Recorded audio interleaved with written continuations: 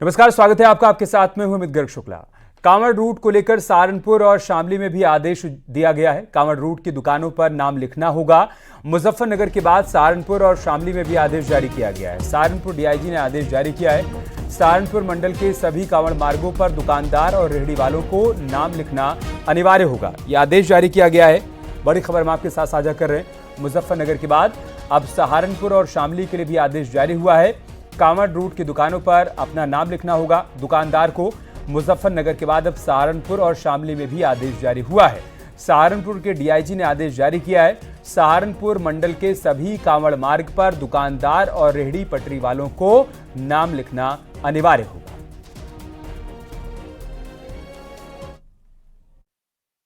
अन्य व्यक्ति की है और उस पर पोस्टर और नाम कुछ और लिखा गया, जिससे भ्रम की स्थिति पैदा होती है और विवाद की स्थिति उत्पन्न होने की संभावना होती है। इसको देखते हुए जितने भी होटल हैं और ढाबे हैं उनका नाम जरूर इंगित करें, ताकि किसी भी व्यक्ति को किसी प्रकार की समस्या उत्पन्न ना हो और कांवड़ यात्रा सकुशल उत्पन्न हो। जो भी यात्री आए उनको सही कीमत पर चीजें मिले और सही सामग्री उनको उपलब्ध हो सके। एनएचआरसी में टीएमसी सांसद ने केस किया। मुजफ्फरनगर पुलिस के खिलाफ केस दर्ज किया गया है। दुकानों के बाहर नाम लिखने के खिलाफ केस दर्ज हुआ है। कांवड़ रूट की दुकानों पर नाम लिखने का आदेश है और उसके खिलाफ ही ये केस किया गया है। बड़ी खबर हम आपके साथ साझा कर रहे हैं। टीएमसी के एक सांसद ने एनएचआरसी में केस किया है। मुजफ्फरनगर पुलिस के खिलाफ ये केस किया गया है। दुकानों के बाहर नाम लिखने का जो आदेश मुजफ्फरनगर पुलिस की तरफ से जारी किया गया था, उसी के खिलाफ ये केस किया गया है। कांवड़ रूट की दुकानों पर नाम लिखने के आदेश के खिलाफ टीएमसी की तरफ से यह कदम उठाया गया है।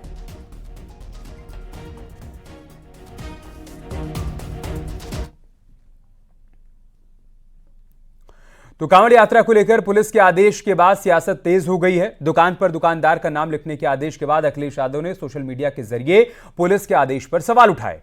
उन्होंने कहा कि जिसका नाम गुड्डू, मुन्ना, छोटू या फत्ते है, उसके नाम से क्या पता चलेगा। कोर्ट स्वतः संज्ञान ले और ऐसे प्रशासन के पीछे के शासक तक की मंशा की जांच करवाकर उचित दंडात्मक कार्रवाई करे।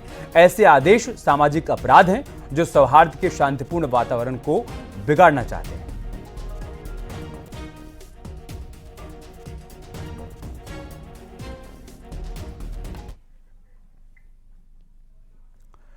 हालांकि अखिलेश यादव से पहले एआईएमआईएम के चीफ ओवैसी ने भी सोशल मीडिया के जरिए यूपी पुलिस के आदेश पर निशाना साधा। ओवैसी ने यूपी पुलिस के इस फैसले को हिटलर शाही से जोड़ा है। हालांकि पुलिस के आदेश के बाद लोगों ने दुकान के बाहर नाम वाले होर्डिंग्स लगाने शुरू कर दिए हैं, लेकिन सियासत थमने का नाम नहीं ले रही है।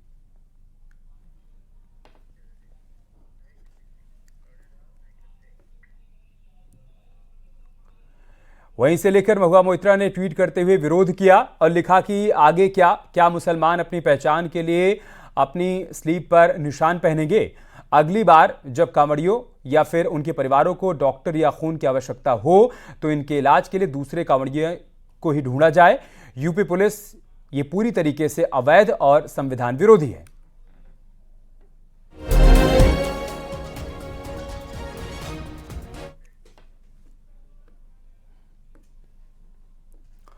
कांवड़ यात्रा रूट पर दुकानों पर नाम लिखने के मामले का कांग्रेस नेता पवन खेड़ा ने भी विरोध किया। उन्होंने कहा कि आदेश मुसलमानों के आर्थिक बहिष्कार के लिए जारी किया गया है, जिसे हम नहीं होने देंगे।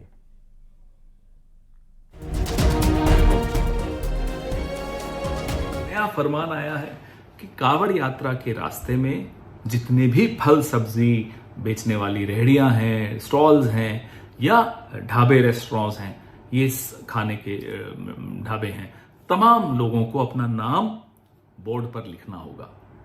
इसके पीछे की मंशा बड़ी स्पष्ट है, आप समझ गए होंगे। हिंदू कौन है, मुसलमान कौन है। हो सकता है इसमें जाति भी हो, मंशा में ये हो सकता है कि कहीं दलित तो नहीं है, ये सब हो सकता है, बिल्कुल संभव है। ये करना जो ये कांवड़ यात्रा पे ये प्रपोज कर रहे हैं, इसके पीछे मंशा है इकोनॉमिक बॉयकॉट ऑफ मुस्लिम्स को नॉर्मलाइज करना, कैसे आर्थिक बहिष्कार का सामान्यकरण करना है मुसलमानों का। तो इस मंशा को तो हम कामयाब किसी के लिए नहीं होने देंगे। वो हिंदू के लिए करे हो, मुसलमानों के लिए करे हो, किसी के लिए भी करें, हम नहीं होने देंगे। दुकान पर नाम लिखे जाने का जहां मुस्लिम नेता और अखिलेश यादव विरोध कर रहे हैं, तो वहीं बीजेपी ने अखिलेश यादव पर निशाना साधा। बीजेपी का कहना है कि अखिलेश यादव तुष्टीकरण की राजनीति कर रहे हैं। सपा सुप्रीमो ने जिस तरीके से कुछ नामों का एग्जाम्पल देकर कहा है कि इन नामों की पहचान कैसे होगी, तो दरअसल अखिलेश यादव की ये संकीर्ण सोच है, सांप्रदायिकता भरी सोच है और बहुसंख्यकों के खिलाफ कैसे षड्यंत्र हो सके इसकी ट्रेनिंग दे रहे हैं अखिलेश यादव। आज उनका काला चेहरा फिर से सामने है कि बहुसंख्यकों की आस्था पर चोट पहुंचाकर तुष्टीकरण कैसे करनी चाहिए, ये अखिलेश यादव ने आज अपने एक्स पोस्ट के माध्यम से जनता के सामने रख दिया। इनका मकसद ये है कि वो कांवड़िए जो यात्रा लेकर जाएंगे वो ये पता कर सकें कि ये दुकान मुसलमान की है और इससे कुछ नहीं खरीदना है। ये जो बयान दिया गया है वो इस नज़रिए से दिया गया है ताकि मुसलमानों की दुकानों से कुछ ना खरीदा जाए और पता चल जाए कि ये मुसलमान की दुकान है। अभी जो इनकी दशा हुई है लोकसभा में, ये इन्हीं हरकतों की वजह से हुई है। वहीं इस पूरे मामले पर कैबिनेट मंत्री संजय निषाद ने कहा कि सभी दुकानदारों को अपना सही नाम लिखना चाहिए, किसी दूसरे धर्म के लोगों को धोखा देना सही नहीं है। सोचना चाहिए जो हिंदू मुस्लिम की राजनीति करते हैं, जो मौका ढूंढते हैं कि कब कोई न कोई शासनादेश या नियम पारित होता है तो उसके पीछे कोई न कोई कारण होता है, कहीं कोई कमियां होती हैं, गलतियां होती हैं, उसे आदमी गलत न काम करे उसके लिए कानून हो सकता है बनाया गया हो, उसके बारे में तो पुलिस विभाग ही बताओ। लेकिन मैं इतने कहूँगा कि जो मालिक हो कोशिश करके कि खुद अपने चलाए और अपने धर्म, अपने जाति, अपने समाज, अपने प्रति निष्ठावान रहना चाहिए, न कि समाज में भ्रम फैला के काम करना चाहिए। कांवड़ यात्रा मार्ग पर दुकानों के नाम के आगे नाम लिखने पर सियासत पर बीजेपी ने विपक्ष पर निशाना साधा। वहीं जेडीयू नेता केसी त्यागी ने ओवैसी के बयान पर पलटवार किया। ये तो उनको सोचना चाहिए जो हिंदू मुस्लिम की राजनीति करते हैं, जो मौका ढूंढते हैं कि कब इनमें आग लगाई जाए। आखिर यात्रा काफी सालों से चल रही है, पिछली यात्रा का जो अनुभव है उस अनुभव के अनुसार किस प्रकार से कदम उठाए जाने चाहिए, पुलिस अपना कदम उठा रही है। जब उनको कोई परेशानी नहीं है, वहां के लोगों को, बाहर वालों को क्या होता है, उनकी दुकान, जो लोगों की दुकानें जो चल रही हैं उनको अच्छे चल रही हैं, लेकिन लोग अपनी भी दुकान बंद हो गई थी उसको चलाने की कोशिश कर रहे हैं कहीं हिंदू मुसलमान के नाम पर। मुझे लगता है कि वहां लोगों ने इसका स्वागत किया है और क्योंकि सैद्धांतिक होता है, विचारिक होता है, धार्मिक होता है, उस कारण से उन्होंने कदम उठाया होगा, पीछे कुछ अनुभव हुआ। किन परिस्थितियों में ये उत्तर प्रदेश सरकार ने या शासन ने ये लागू किया है मेरी जानकारी में नहीं है, लेकिन पश्चिमी उत्तर प्रदेश का एक सम्मानित नागरिक होने के नाते मैं चाहता हूं कि इसमें हिंदू मुसलमान सबकी व्यापक हिस्सेदारी रहे। ओवैसी जी की जानकारी नहीं है, पश्चिमी उत्तर प्रदेश में जो हिंदू कन्वर्टेड मुस्लिम्स हैं उनके गोत्र और जातियां वही हैं जो हिंदुओं की हैं, और हमारे भाईचारे के विरुद्ध ओवैसी जी को कोई वक्तव्य देने की आवश्यकता नहीं है। ये हमारी समस्याएं हैं और हम इनसे खुद सलट लेंगे। और चलिए आपको बताते हैं कि आखिर पूरा मामला है क्या और इस पर सियासी घमासान क्यों छिड़ा हुआ है। दरअसल मुजफ्फरनगर में कांवड़ यात्रा को लेकर पुलिस प्रशासन ने बड़ा फैसला लिया।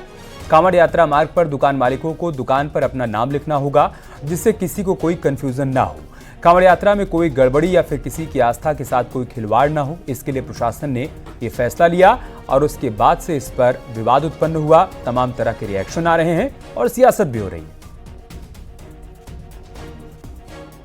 हमारे जनपद में लगभग 240 किलोमीटर का कांवड़ मार्ग है। इसमें जितने भी खान पान के दुकानें हैं, चाहे वो होटल, ढाबे, ठेले, जहां से भी कांवड़िए अपनी खाद्य सामग्री खरीद सकते हैं, उन सबको ये निर्देशित किया गया है कि अपने प्रोप्राइटर के या काम करने वालों के नाम जरूर डिस्प्ले करें। ये इसलिए ज़रूरी है ताकि किसी प्रकार का कोई कन्फ्यूजन किसी भी कांवड़िए के अंदर ना रहे और ऐसी स्थिति ना उत्पन्न हो कि कहीं कोई आरोप प्रत्यारोप हो और बाद में कानून व्यवस्था की स्थिति उत्पन्न हो। इसलिए ऐसा निर्देश दिया गया है और सब इसको अपने स्वेच्छा से इसका पालन कर रहे हैं। दरअसल कुछ दिनों पहले योगी सरकार में मंत्री कपिल देव अग्रवाल ने दुकानदारों से अपील की थी कि मुस्लिम दुकानदार अपनी दुकान के बाहर अपना नाम जरूर लिखें, जिससे कांवड़ यात्रा के दौरान यात्रियों को कोई कंफ्यूजन न रहे।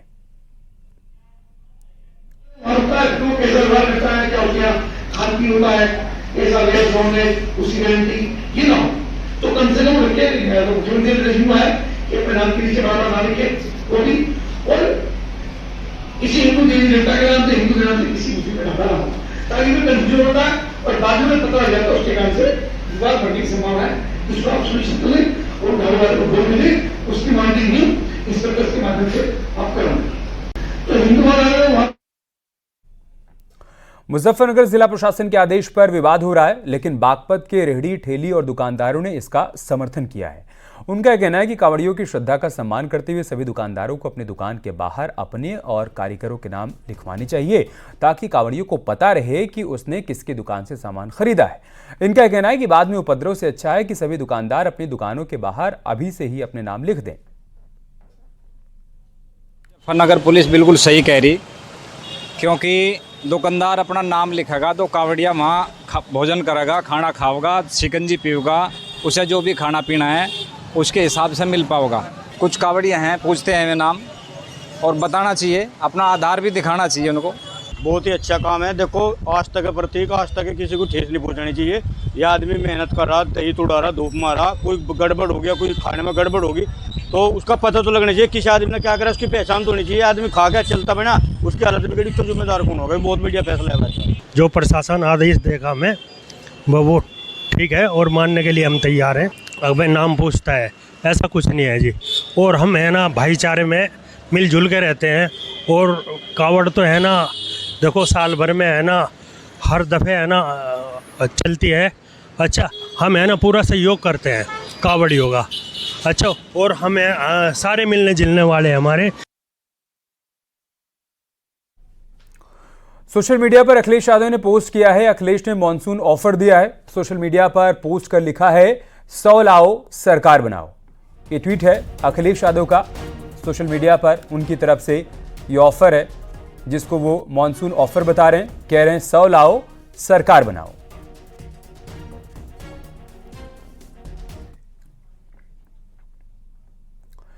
अखिलेश यादव के सोशल मीडिया पोस्ट पर बीजेपी नेता दुष्यंत गौतम ने निशाना साधा। उन्होंने कहा कि अखिलेश मुंगेरी लाल के हसीन सपने देख रहे हैं। अपने देख सकते हैं, उनको देखने के लिए कोई मना भी नहीं कर रहा, और जनता ने उनको जनादेश दिया ही नहीं है, इसलिए जनता का जनादेश उनको मानना चाहिए। और जिस प्रकार का व्यवहार कर रहे हैं, मुझे यह लोकतंत्र के लिए हानिकारक है।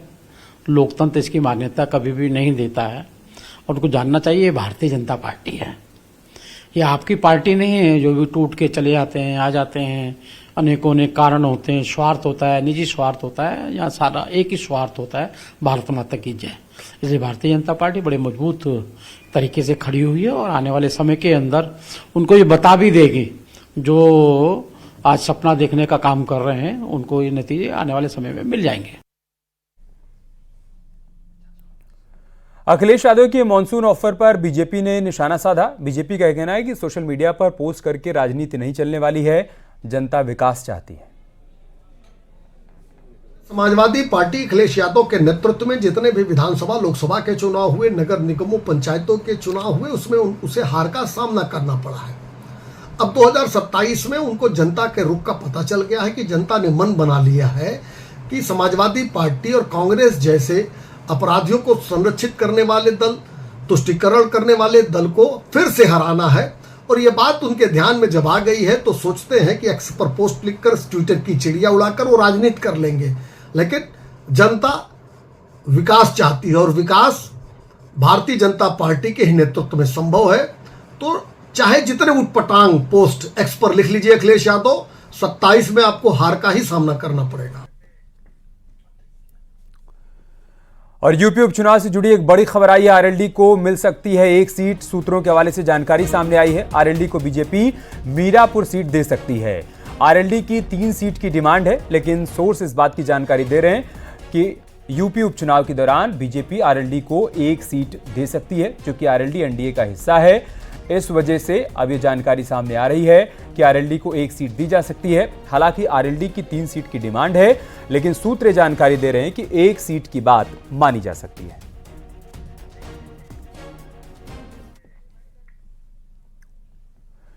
यूपी उपचुनाव से जुड़ी एक और बड़ी खबर आई है। कांग्रेस और सपा में बातचीत शुरू हो गई है। सूत्र इस बात की जानकारी दे रहे हैं, सपा से 4 सीट चाहती है कांग्रेस।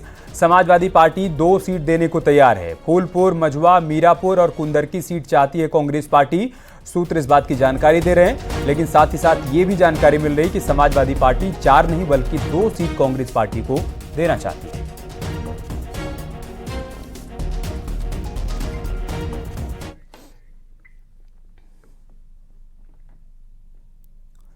डिप्टी सीएम ब्रजेश पाठक ने फतेहपुर जिला अस्पताल में छापेमारी की। छापेमारी में अस्पताल में हड़कंप मच गया। डिप्टी सीएम गंदगी देखकर भड़क गए और डॉक्टर्स को फटकार लगाई। उन्होंने अस्पताल में ठीक से साफ सफाई कराने के आदेश भी दिए। छापेमारी के दौरान मिली शिकायत पर डिप्टी सीएम ने डीएम को जांच के बाद कार्रवाई करने के लिए कहा। डिप्टी सीएम ने साफ सफाई करने वाले प्राइवेट एजेंसी का 1 दिन का वेतन काटने का निर्देश भी दिया। मेडिसिन काउंटर में लंबी लाइन देखकर उन्होंने काउंटर बढ़ाने के भी निर्देश जारी किए।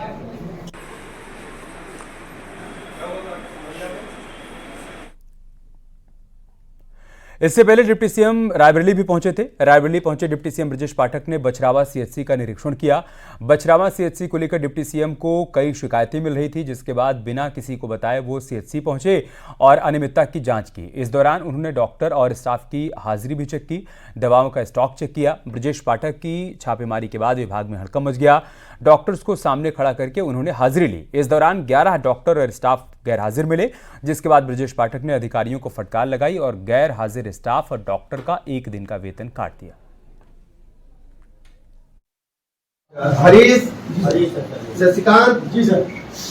अच्छा, ये क्या लिखा है? कमलेश कुमारी आए हैं, कहाँ है? बुलाओ ना। अच्छा, दीप आपा कैसे मारी? ठीक है। दीपा रावत, लक्ष्मी पटेल। अच्छा अच्छा, ये एनडी क्या है? संगीता। अच्छा, शीला चौहान अब्सेंट है। रीना देवी अब्सेंट है। दीप नारायण अब्सेंट है। मिथिलेश मिश्रा पीछे हैं सर, पीछे हैं। और ये दस्तखत आपके हैं? अच्छा, ये कौन है? शिवानी सर ट्रांसफर हो गई। अच्छा, प्रमोद कुमार, सुनील शुक्ला सर।